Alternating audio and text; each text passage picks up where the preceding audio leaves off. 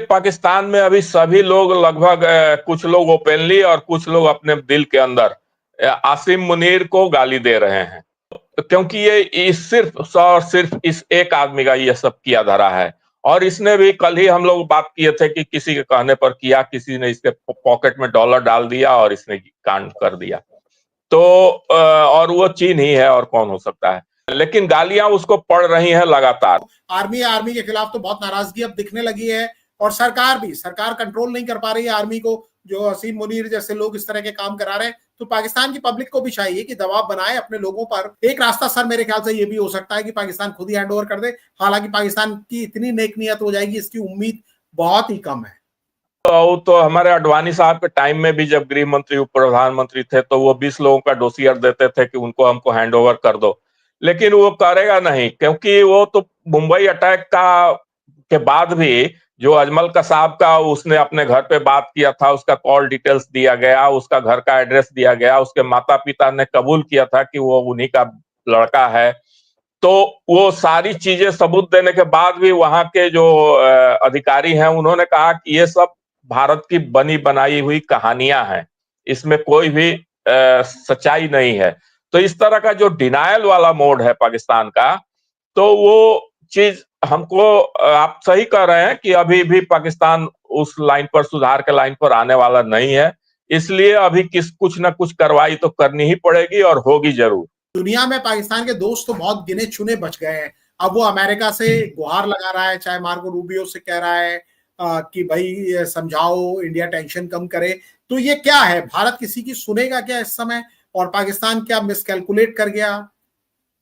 अब बाकी लोग जो हैं इससे घबराए हुए हैं इतने ज्यादा कि वो लोग सारे दुनिया से गुहार लगा रहे हैं कि हमको बचाओ। उन लोगों को पूरा एहसास है कि यहाँ कुछ होगा, होगा तो जरूर, छोड़ेगा तो नहीं। लेकिन पूरी दुनिया भी अब कुछ करने की स्थिति में अब नहीं है, और सबको मालूम है कि कुछ ना कुछ डिसीजन हो चुका है, कुछ किया जाएगा।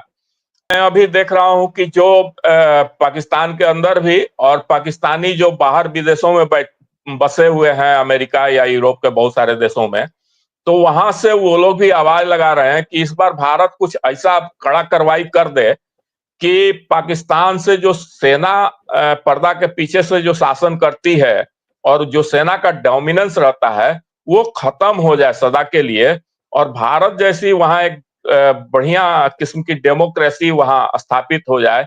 इस तरह की चीजें भी वो लोग कर रहे हैं। तो खुद पाकिस्तानी होते हुए भी चाह रहे हैं कि भारत की तरफ से कुछ कड़ी कार्रवाई हो जाए इस बार।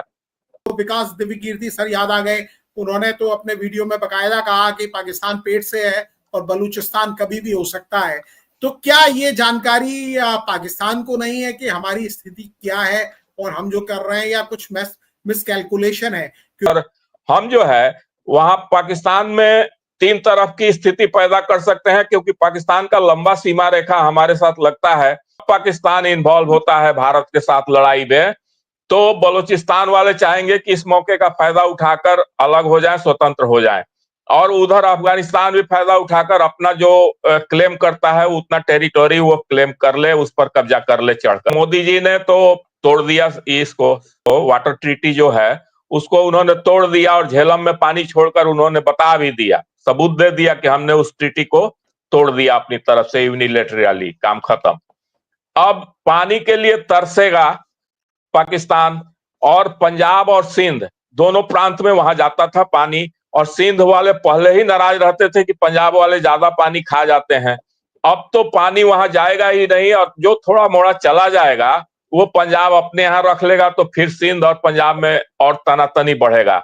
अभी एक नया डेवलपमेंट आया है कि हमारे विदेश मंत्रालय के कोई वरिष्ठ अधिकारी के साथ अफगानिस्तान की सरकार ने बात किया है, और उनके यहां से 4 नदियां आती हैं पाकिस्तान में, काबुल, कुनार, कुर्रम और गोमल।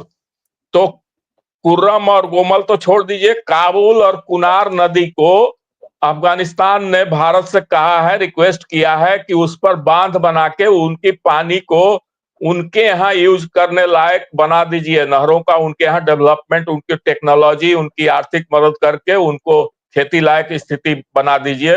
वो 2 नदियों का पानी पाकिस्तान को बंद करेंगे। अगर उधर से पानी बंद हो जाता है तो पाकिस्तान की क्या स्थिति होगी? सहारा रेगिस्तान बन जाएगा पूरा पाकिस्तान। देखिए इस बार जो पंजाब वर्सेस बाकी जो वहां होगी, क्योंकि पंजाब से पहले ही सिंध भी पीड़ित है, बलूचिस्तान भी पीड़ित है और खैबर पख्तूनख्वा भी पीड़ित है। वहां 4 ही प्रांत हैं, ये सबको मालूम है। तो बाकी तीनों प्रांत जो है बहुत ज्यादा पीड़ित हैं, उनको बहुत ज्यादा पंजाबियों से प्रॉब्लम है और पंजाबियों का ही सेना में वहां डोमिनेंस है और वही डिसीजन लेते हैं, वही वहां की सरकार है, वही वहां की सेना है, वही वहां की ताकत है। और पंजाब का मतलब पाकिस्तान, पाकिस्तान का मतलब पंजाब।